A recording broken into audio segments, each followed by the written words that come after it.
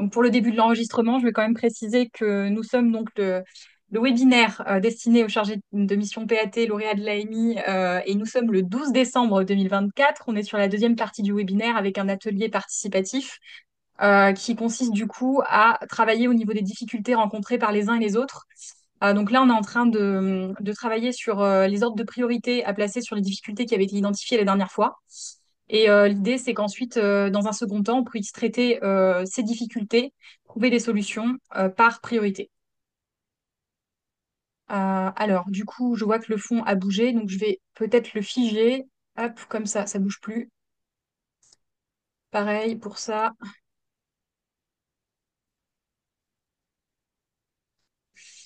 Donc, encore une fois, si vous voyez qu'il manque des sujets, peut-être par rapport au point que tu évoquais tout à l'heure, Sophie, vous pouvez les rajouter en dessous.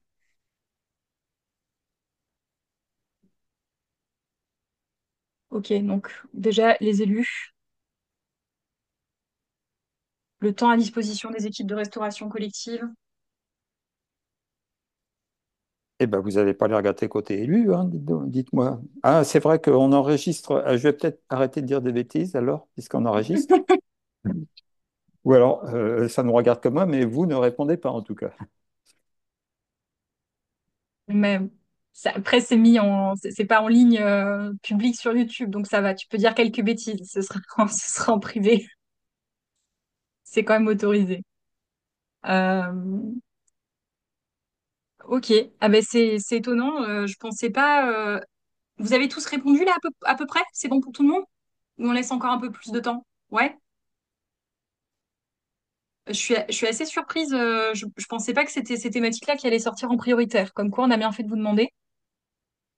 J'attends un peu. Je vois qu'il y a Marine. C'est bon pour toi? Quand on veut faire du participatif, c'est bien de demander aux gens, effectivement. Ben ouais, c'est sûr. C'est sûr, ok. Donc on a combien? Un, 2, 3, 4, 5. On a la même priorité pour donc élu peu mobilisé. Alors je vais mettre peut-être les mettre dans l'ordre, tac, directement. Donc élu peu mobilisé en un. Ensuite, on a le temps à disposition des équipes de restauration collective en 2. Ensuite, du coup, on a le manque de motivation des équipes pour entrer dans la démarche. Donc comment susciter l'envie? C'est un peu ça J'espère sur que le ce pas retour. les mêmes que les élus, parce que si les élus sont pas mobilisés et les équipes pas motivées, on va avoir du mal quand même, là. Attends, je vais juste décaler un petit peu ça. Tac. Et du coup, ok, le temps en tant que chargé de pâte qui est sur, oups là, qui est sur le même registre, enfin la même importance que l'identification des acteurs et asseoir ma légitimité en tant que PAT. Donc là, l'idée, c'est que à chacune de ces difficultés, on essaie de trouver ensemble des solutions, que ce soit vous, nous, et qu'on travaille de manière collective pour trouver des solutions. Alors, je peux peut-être commencer pour donner un exemple, Patrice? Oui, mais en précisant que on va pas tout balayer aujourd'hui, hein. Non, ça va peut-être être compliqué. Ouais. On va essayer, on va essayer. Ah. Soyons positifs. Donc, par exemple, pour la mobilisation des élus, pardon, déjà, il y a eu des remarques de plusieurs d'entre vous à ce sujet-là, au tout début de la démarche. Donc, on nous a fait remarquer que ce serait bien d'avoir un document un peu officiel qui permette de statuer l'entrée dans l'accompagnement dans le cadre de cette AMI pour pouvoir communiquer ce document auprès des élus et faire valoir justement ce dispositif d'accompagnement de manière à les impliquer, que ce soit impliquant. De même que c'est la raison pour laquelle que l'AMI, on a fait en sorte on a demandé à ce qu'il soit signé par votre élu référent. Donc nous, c'est ce qu'on a trouvé en fait à l'entrée dans la démarche pour aider un petit peu je dirais, à l'implication des élus. Euh, est-ce que, euh, est-ce que vous avez trouvé des techniques sur vos territoires respectifs pour impliquer un petit peu plus les élus, les mobiliser sur cette question en lien avec la restauration collective responsable? A priori, comme il y a 5 croix là et qu'il y a 6 chargés de pâtes, il doit y Ah, avoir une personne qui n'a pas mis de il y a croix peut-être là et une donc il n'y a personne peut-être ouais, pas le qui a problème, quelque chose donc à on dire peut J'ai là-dessus. pas mis de lui. croix, mais parce que je suis partie, donc j'ai pas suivi vraiment. Mais je sais pas sur la mobilisation des élus. En fait, moi, je serais tentée de dire que ça prend du temps. Alors là, ils vont être dans une autre dynamique parce qu'il y a les élections, mais pour moi, ce qui a marché sur mon territoire, mais ça équivaut pas que pour mon resto responsable, mais sur les autres. Puis Cléa, enfin, tes élus, ils sont aussi bien impliqués, hein. Je pense que tu peux aussi prendre la parole, hein. Mais c'est l'effet boule de neige, en fait. C'est vraiment de vous appuyer sur une commune, un restaurant, un élu qui est moteur. Et puis ensuite, ça fait des petits, quoi. Au fur et à mesure, ça prend un peu de temps, mais ils se rendent compte que puis nous, alors et aussi ce qui marche bien aussi, c'est qu'on a une chargée de com au niveau de la Comcom qui fait beaucoup de travail de communication. Donc voilà, on voit la formation maîtrise des coûts, enfin il voit qu'il se passe des choses. Cléa, est-ce que tu veux rajouter quelque chose ou pas?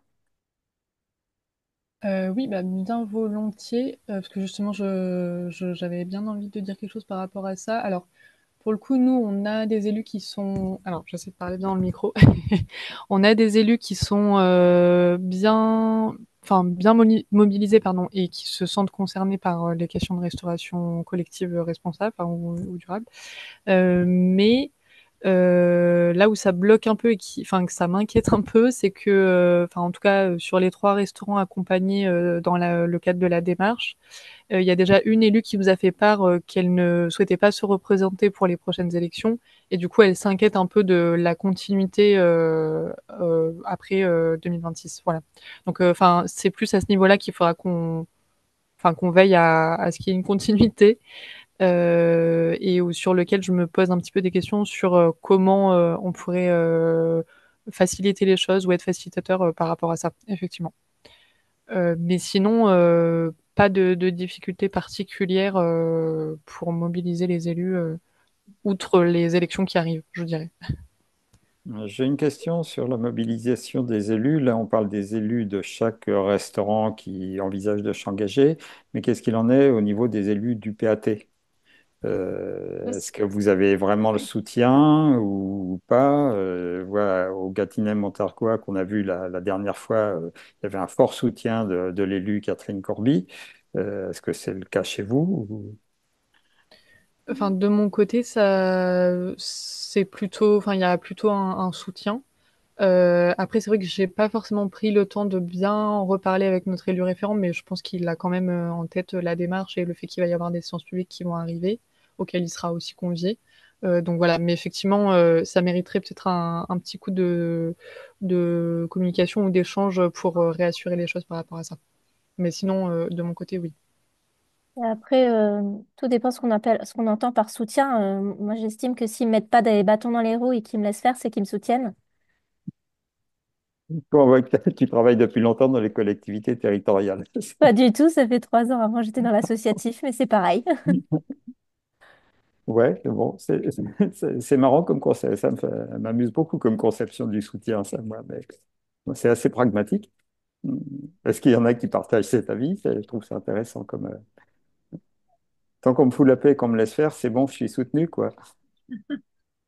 Bah, en fait, on a tout un échange de pratiques aussi entre animateurs et animatrices Région Centre. Et souvent, c'est une question qui est récurrente des chargés de mission de dire, mais ils me soutiennent pas. Alors oui, nous, ils sont pas moteurs, ils vont pas impulser, ils vont pas me dire de ce qu'il faut que je fasse. Ah, tu pourrais faire ça. En fait, ça reste des personnes bah, qui ont plein de casquettes, qui sont plus ou moins impliquées, qui pour moi est deux choses différentes du soutien et de l'implication. Après, moi j'ai une gouvernance un peu particulière qui fait que j'ai un comité de pilotage qui n'est pas forcément constitué d'élus. Et c'est eux qui valident un peu, qui valident mes actions.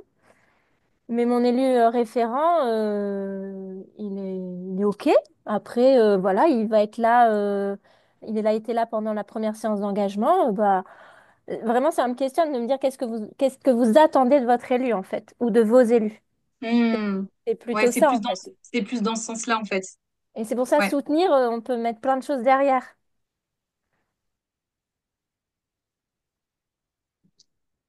On laisse réagir les autres chargés de pâtes. Alors, de mon côté, si je peux me permettre, je n'ai pas mis de puce sur la mobilisation des élus sur la restauration. collective parce que justement, notre PAT se porte autour de la restauration collective. C'est un sujet qui est très sensible en fait pour nos élus et c'est une orientation qu'ils cherchent à justement essayer de renforcer parce que l'objectif, c'est vraiment de pouvoir avoir une alimentation saine, surtout en vue, parce que pour rappel, mon PAT a une pierre angulaire qui est l'atelier d'agrotransformation, qui a pour vocation de pré-transformer les produits locaux et de les alimenter, enfin, alors pré-transformer, donc épluchage, lavage, découpage, conditionnement et envoi vers les cuisines centrales pour de la préparation, de la production. Donc, en fait, ce sont des questions qui sont très importantes, et la question d'alimentation. Par contre, étant donné que le PAT est porté par la commune, l'Interco, et nous, on a sélectionné une cuisine centrale sur une des communes de notre Interco. Donc, du coup, là, c'est vraiment, alors les élus aussi des autres communes sont sensibles à ces questions-là. Donc, moi, je dirais pas que c'est un problème pour ma part. Par contre, dans le temps, effectivement, c'est difficile de se placer dans le calendrier. Mais ils sont quand même sensibles. La preuve, bon, ils veulent faire des commissions pour vraiment cadrer ces questions. Donc, c'est pour ça que je n'ai pas mis de puce. Voilà.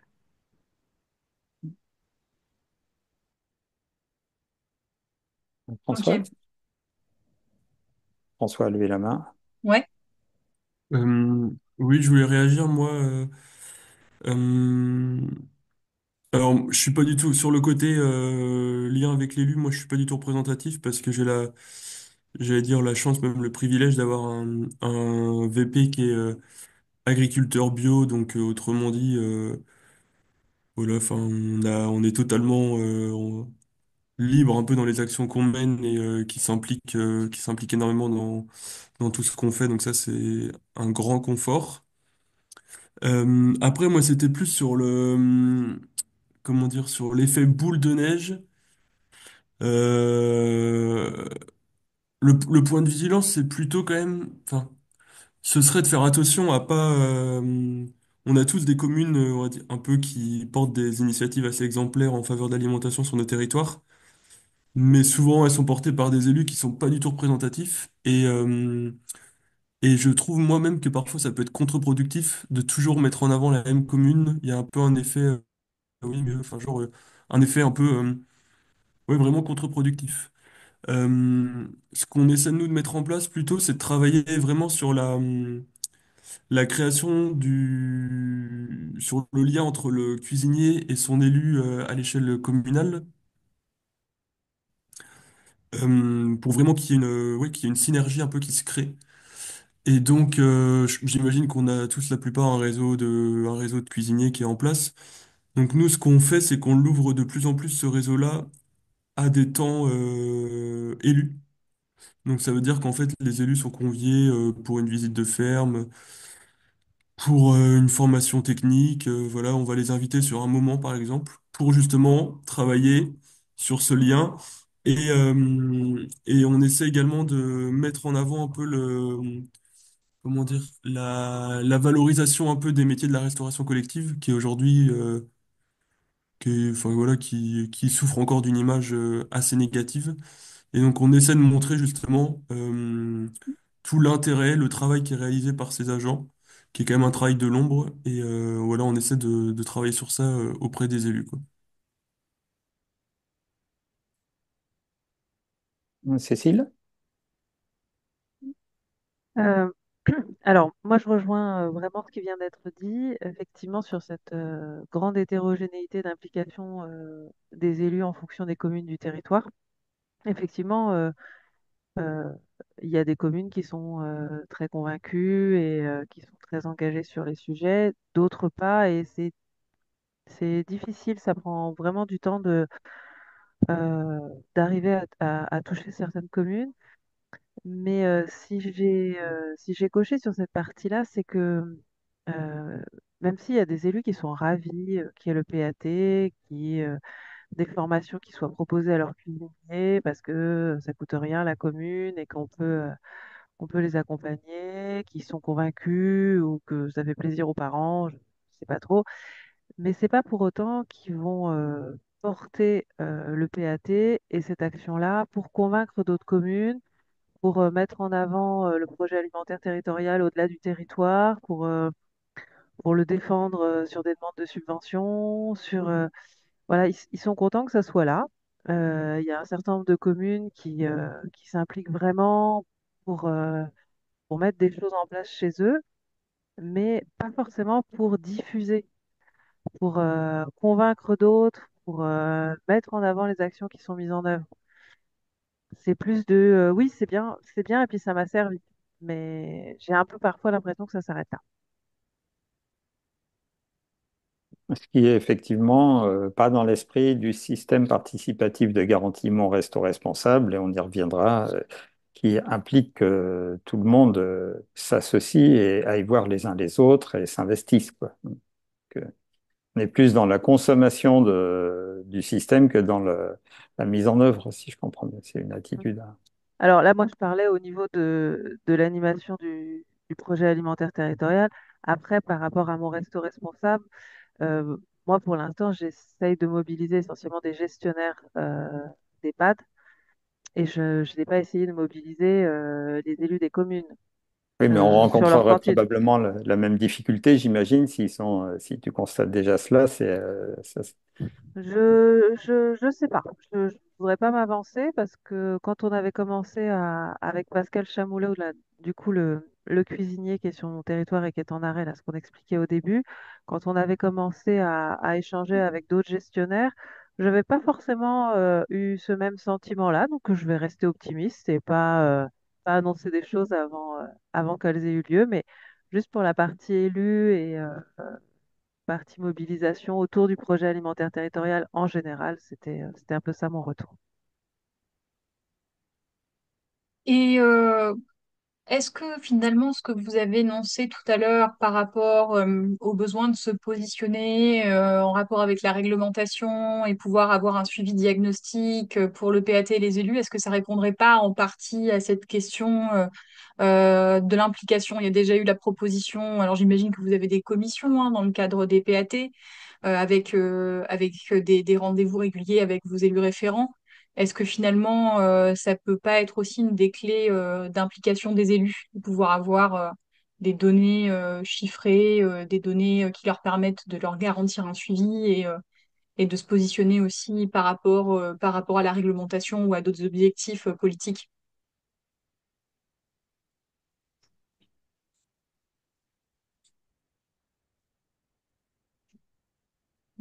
Bon, c'est peut-être Ça va pas. pas, en Ok. fait, en- on va avoir les mêmes élus, enfin, c'est toujours les mêmes élus qui sont mobilisés en fait, Ouais. et qui font partie des commissions, et qui... Hmm. Après, on a aussi quand même la plateforme Ma Cantine qui permet de suivre les choses Oui, c'est vrai. en termes de chiffres. C'est vrai. Euh, et enfin, je sais que enfin, nous, le travail qu'on fait, enfin, que ce soit faire le suivi des pesées de gaspillage alimentaire, par exemple, ou des achats, ou enfin sur d'autres thématiques un peu plus éducation au goût, diversification des sources de protéines. Enfin voilà, on a des données, enfin on réussit à avoir pas mal de données quand même par rapport à ça. Enfin c'est aussi parce que nous on a complété les données qu'on a avec ma cantine avec un observatoire de la restauration collective sur le territoire pour voilà compléter et approfondir un peu plus les choses aussi sur ça. Donc Hmm. enfin, de notre côté on manque pas trop de chiffres. Enfin, voilà, ce qui permet peut-être Ok. aux élus de se mobiliser facilement. Oui, c'est vrai qu'avec ma cantine, c'est quand même un avantage, hein, forcément pour avoir une vue d'ensemble du territoire lorsque les établissements ont fait leur télédéclaration, bien sûr. Ok. Euh, François, tu évoquais les prochaines élections municipales, donc en 2026.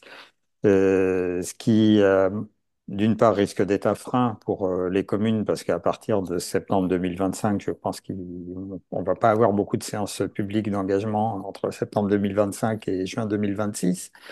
Mais d'un autre côté, ça peut être une opportunité aussi pour mobiliser de nouvelles équipes, puisque là, on est dans la partie solution aux élus peu mobilisés. Est-ce qu'il y aurait quelque chose à faire pour mobiliser les élus, soit avant les élections, soit juste après? Qu'est-ce que tu en penses?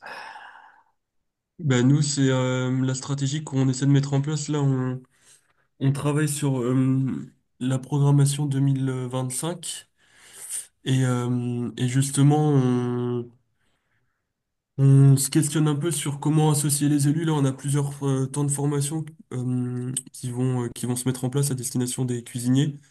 Et on réfléchit même à la possibilité d'organiser un temps de formation uniquement pour les élus des communes en charge de la restauration collective. Alors, il y a évidemment ceux qui se représentent pas, donc là, le sujet est évidemment clos, mais nous, c'est surtout par rapport à tous ceux qui se représentent. Et vous C'est le savez déjà maintenant? Non, non, non, non, non, on le sait pas encore maintenant. Non, non, non, j'ai pas encore l'info, mais il y en aura sans doute qui se représenteront pas et d'autres qui se représenteront.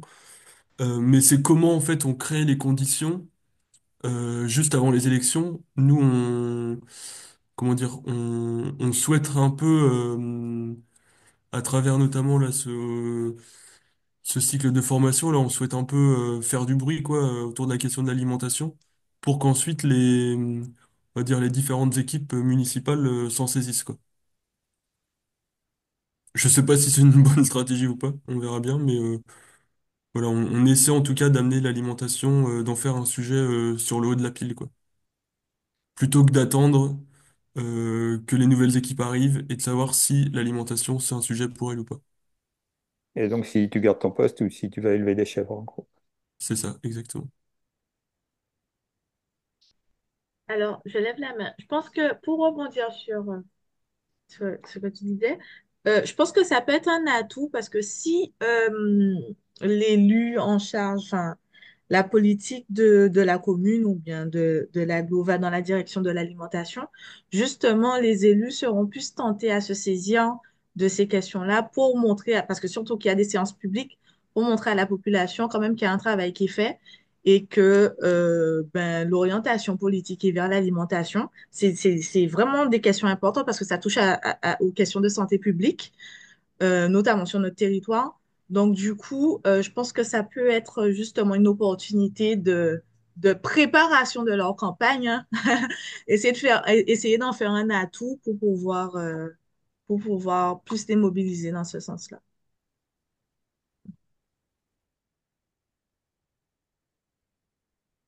Et dans ce cas-là, comment enfin, est-ce que mon resto responsable pourrait aider directement, l'outil lui-même, ou est-ce que nous, FNH Restoco, et dans le cadre de mon resto responsable, on peut apporter un soutien, et si oui, sous quelle forme?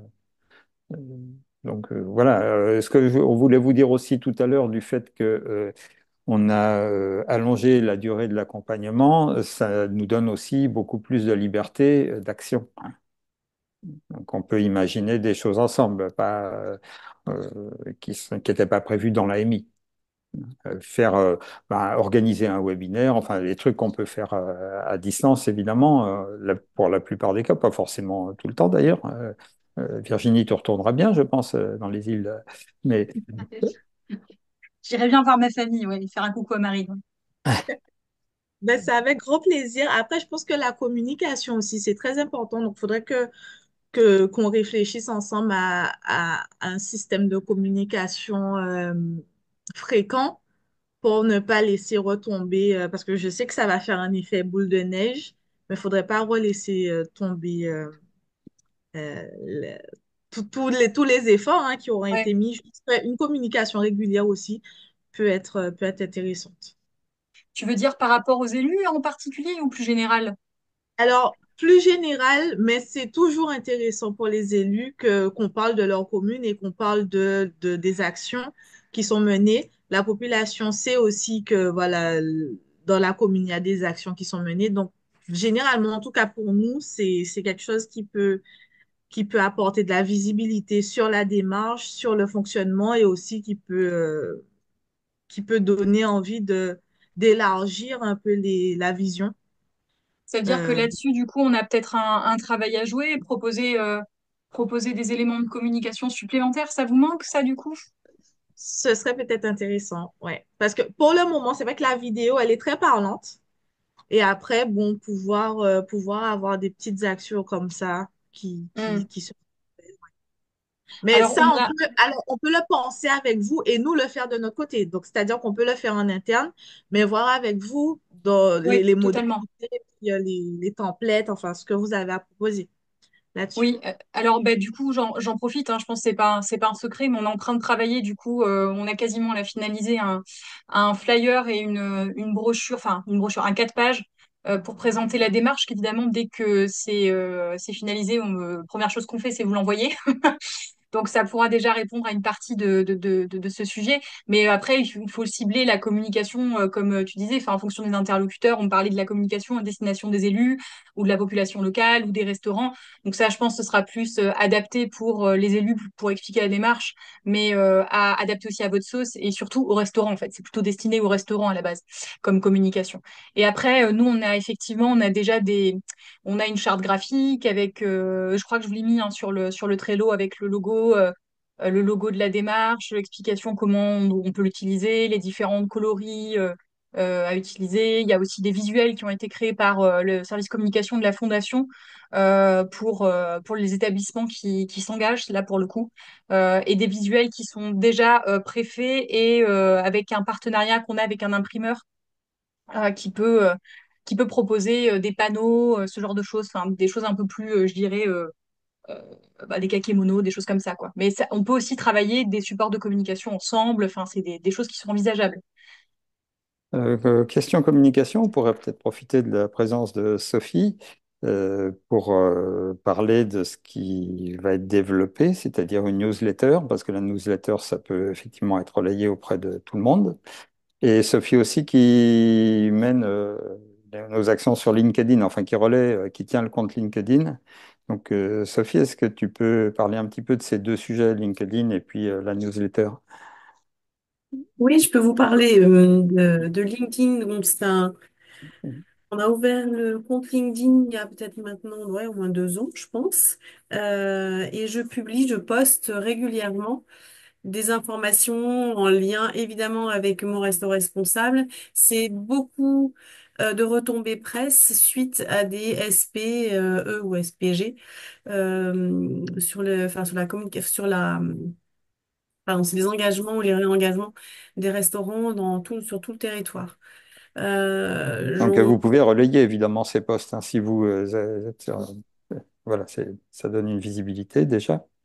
Ouais. Et ça vous permet aussi de voir ce qui se passe à la fois globalement sur tout le réseau Mon Resto Responsable, mais ça peut être aussi, je me suis dit, l'occasion, s'il y a des restaurants pas très loin de chez vous, ça permet aussi de rentrer en contact avec ces restaurants-là. Euh, donc il y a ça, donc en fait, il y a deux choses autour de ça. Il y a donc des photos qu'on peut passer et donc du coup je peux le relayer sur LinkedIn avec ces photos-là. Donc bien veiller à ce que ces photos-là soient libres de droit et que je puisse les poster. La deuxième chose, c'est que je constate, surtout depuis cette année-là, on a de plus en plus d'articles beaucoup locaux, de la presse locale, qui relaient ces engagements et réengagements. Donc ça, je trouve ça chouette. On a 3500, 3600 abonnés à cette page-là et du coup qui grossit petit à petit, forcément, hein, c'est des multiplicateurs. Donc ça aussi, c'est important.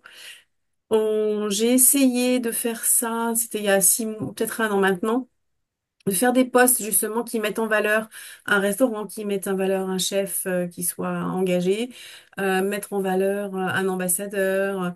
Et ça, étonnamment, c'est très peu suivi en fait. Il y a très peu de likes avec ces posts-là. Donc du coup, bon, j'ai arrêté parce que ça demande aussi du travail.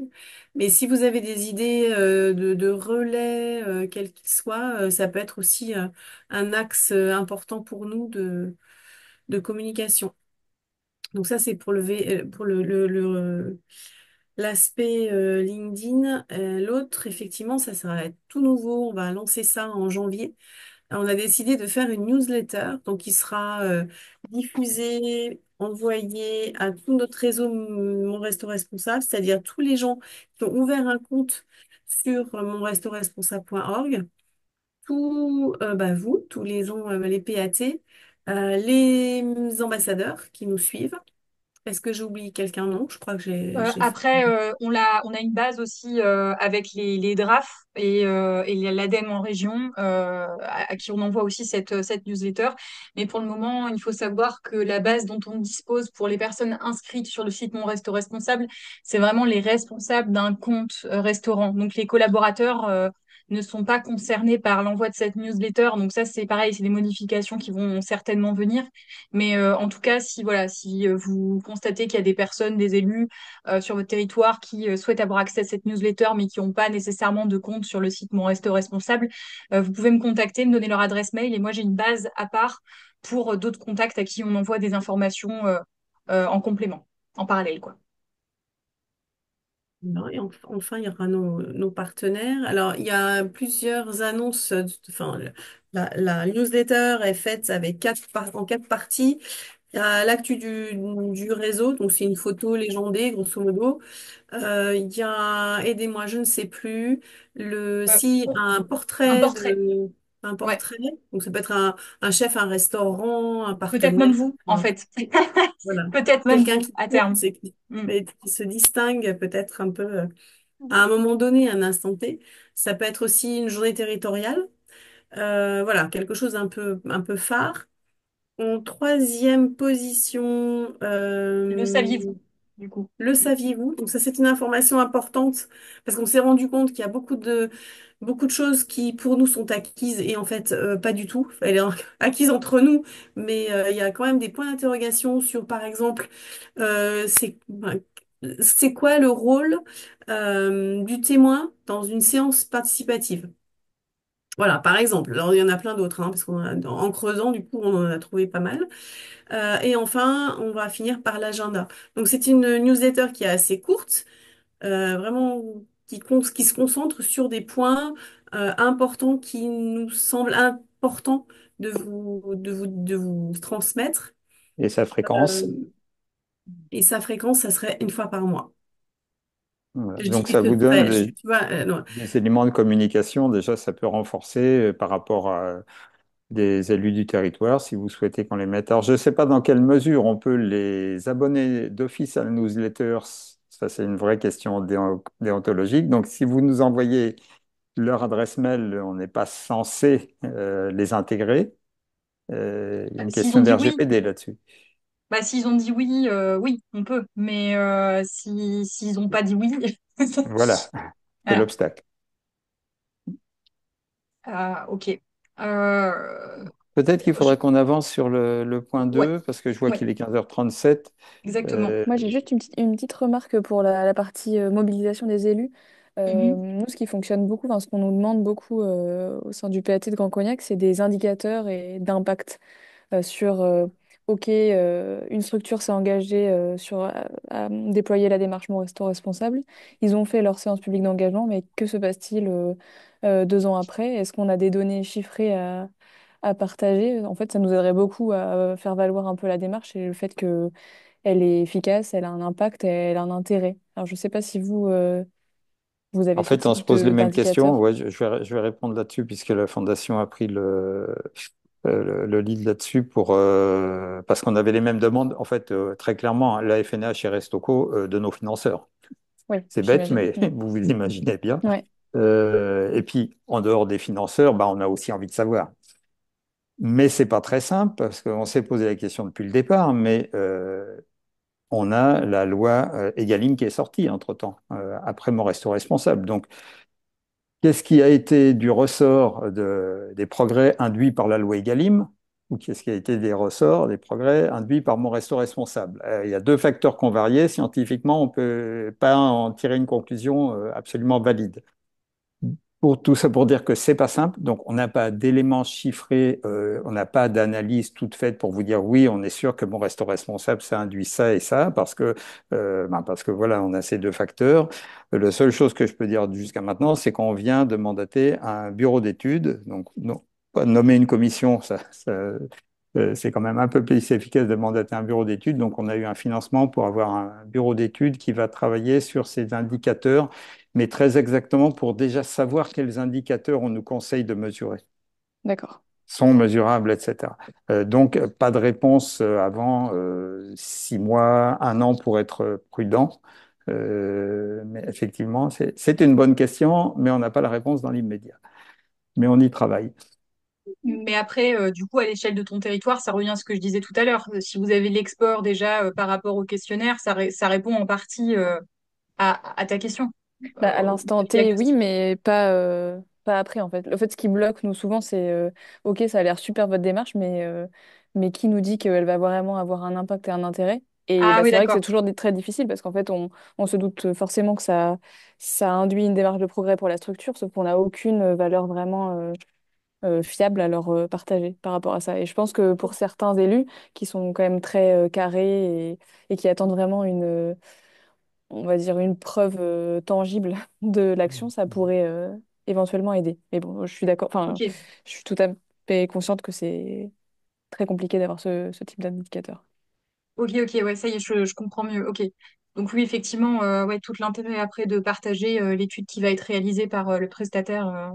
Alors moi, je peux vous Vraiment. donner un petit indicateur, mais il reste d'ordre, enfin pas privé pour l'instant, mais pas scientifique en tout cas. Il faudrait que le PAD de Brière puisse témoigner là-dessus.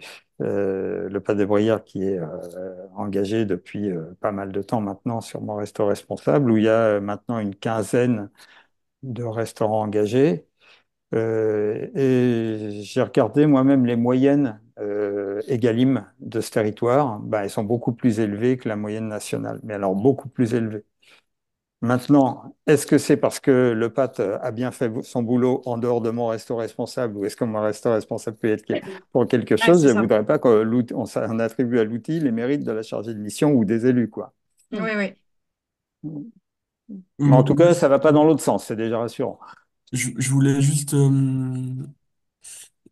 c'est pas un petit sujet là, je trouve la question que Lise elle soulève là sur les indicateurs, parce qu'en fait, clairement, on va dire les, hum, les sujets, on va dire, économiques classiques, les élus se basent uniquement sur des indicateurs chiffrés.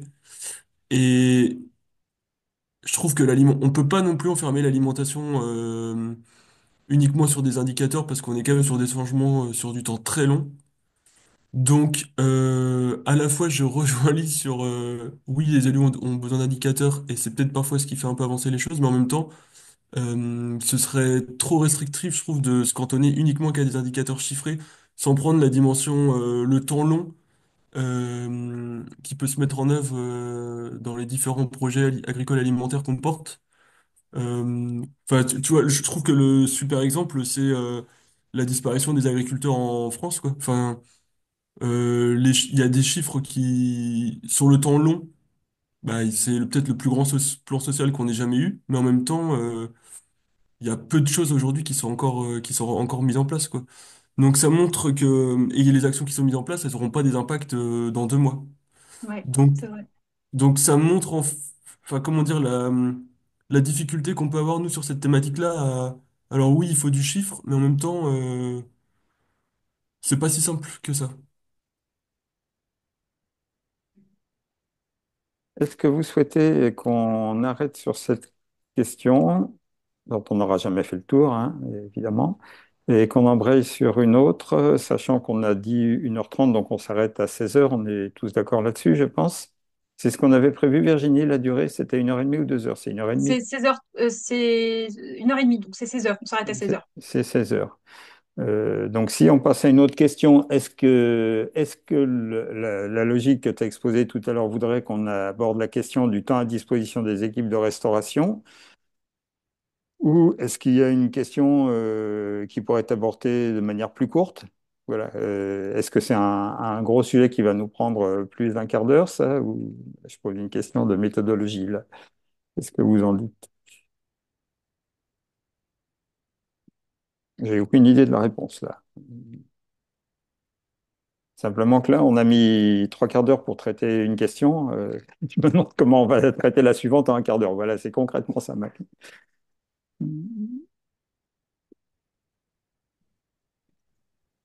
Euh, Pas en disposition. Qu'est-ce qu'on garde pour le prochain webinaire déjà? On pourrait dire comme ça. Oui, Moi, on peut le faire à l'envers. Hmm.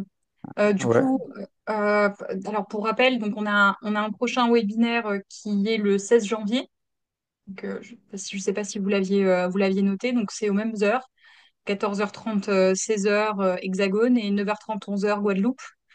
Donc, ça sera sur la même structure qu'aujourd'hui, à l'exception faite que j'espère qu'on aura une intervention, un retour d'expérience d'un PAT en amont, mais on va Bah, continuer du coup sur l'exploration de ces difficultés et essayer de trouver des solutions voilà, en commun et sur la manière aussi dont on peut vous accompagner euh, du mieux possible en fait. Donc, alors quelles seraient normalement, on les devrait questions avoir le qu'il y a? Montargois comme elle a confirmé qu'elle Ouais, pourrait. Oui, sauf que bon, on va surtout espérer qu'elle sera pas malade, elle. voilà, qu'elle va pas se luxer l'épaule. Donc, du coup, est-ce qu'il y a des questions qu'on pourrait garder pour la prochaine fois? Je pense que l'identification des acteurs, ça, on peut avoir pas mal de choses à dire. Donc, je pense pas qu'on pourra le traiter en 15 minutes, mais on peut se le garder pour la prochaine fois, ça. J'aurais des choses à dire là-dessus, moi. J'avais pas noté, mais j'aimerais bien à un moment, quand les personnes seront un petit peu plus rentrées dans la démarche, vraiment avoir un retour d'expérience de chacun et chacune de comment ils accompagnent en fait. Est-ce qu'ils sont là pour remplir le diag avec l'équipe? Enfin voilà, c'est un petit temps là-dessus. Ok. Bah, la prochaine fois, ce sera pas mal parce que tout le monde aura au moins accompagné un restaurant, ouais, d'ici la prochaine fois, je pense.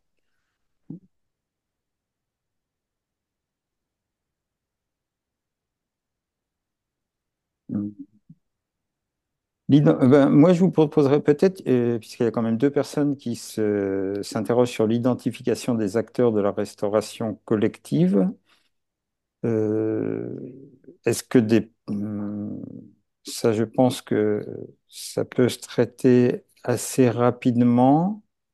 Est-ce que des personnes parmi vous, qui ont bien identifié les acteurs peuvent dire comment ils ont fait, concrètement? Ou alors, je vais poser la question autrement. Qui est-ce qui a coché l'identification des acteurs de la restauration collective? Qui est-ce qui a ce problème-là? Alors, moi, c'est pas, enfin, moi, c'est ce qui me pose problème dans la question, c'est qui exactement peut être identifié comme acteur de la restauration collective, dans le sens où on a la cuisine centrale des cuisiniers, on a les réfectoires, on a les élus, mais même au niveau des élus, quel type d'acteur enfin, moi, ma question, c'est plus, est-ce qu'il y aurait une liste type des acteurs qui, qui rentreraient dans cette démarche-là? S'il y a une structure qui a déjà identifié voilà, sa liste d'acteurs, moi, ça m'intéresserait parce que voilà, j'ai une visibilité un petit peu moindre là-dessus. Il y avait une autre personne qui a coché cette case-là. Qui était-ce? Non, c'était peut-être ma coche de Ah, base, c'est ta coche de la base, coche à d'accord. copier. Donc, Bon, du coup, alors, je pense qu'il y a... Ok, donc quand tu dis quel type d'acteur, je suis pas sûre de bien comprendre, c'est quel type de restaurant collectif, les typologies d'établissements qui peuvent rentrer dans la démarche? Alors, on travaille, c'est plus dans le sens où on travaille, moi, je travaille avec la cuisine centrale. Je travaille avec la référente de l'éducation alimentaire qui est la hiérarchie de la gestionnaire de cuisine centrale. Après, je travaille qu'avec ces deux personnes-là pour le moment. Donc, moi, j'aimerais savoir avec quel type d'acteur je pourrais travailler pour faire avancer les choses, Ah, pour faire la démarche, ok. les autres acteurs autour.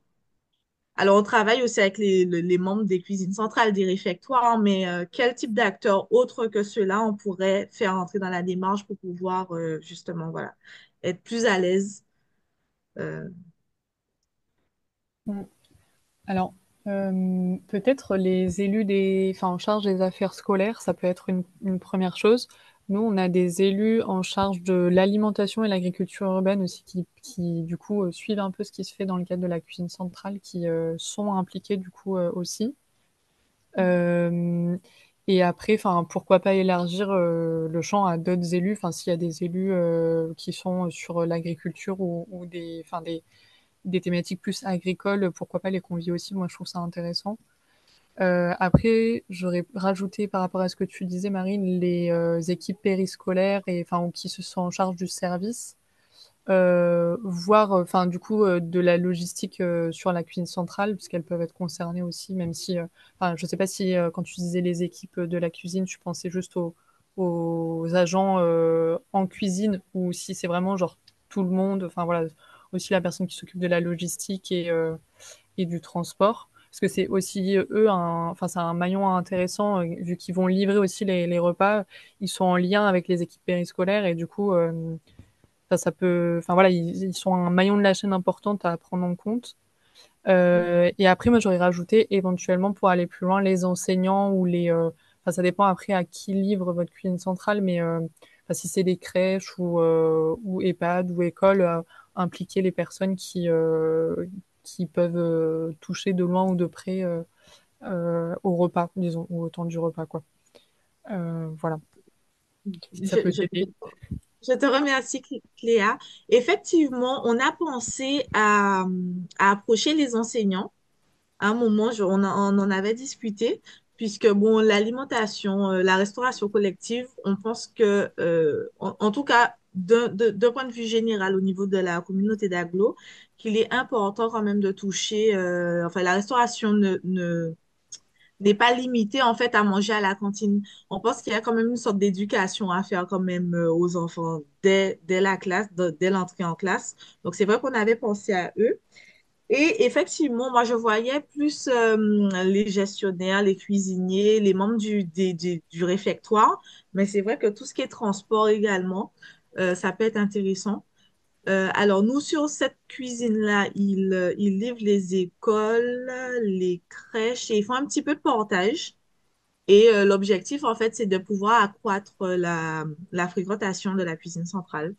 Donc, c'est- on est sur cette base-là. Mais c'est vrai que je te remercie, Cléa. J'ai pris des notes, surtout sur les élus en charge des affaires scolaires et les élus qui sont sensibles à l'agriculture aussi. Ça peut être intéressant et ça peut booster effectivement la démarche.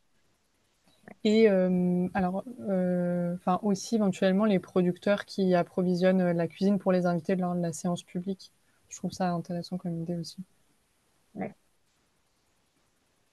Et pour revenir sur les élus, après à voir, alors là vous êtes une communauté d'agglomération si j'ai bien suivi, mais Mhm. s'il y a des élus par exemple en charge du plan climat ou des questions un peu plus transition écologique, enfin en général, bon nous c'est notre élu référent du PAT, c'est lui qui est aussi en charge du plan climat, donc ça fait directement le lien.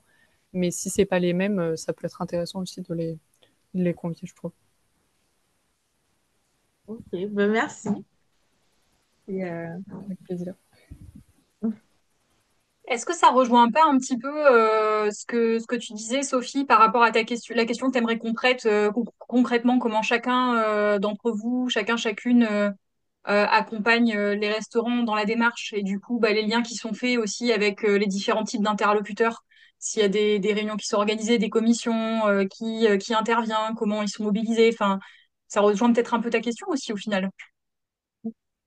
Oui, mais oui, oui.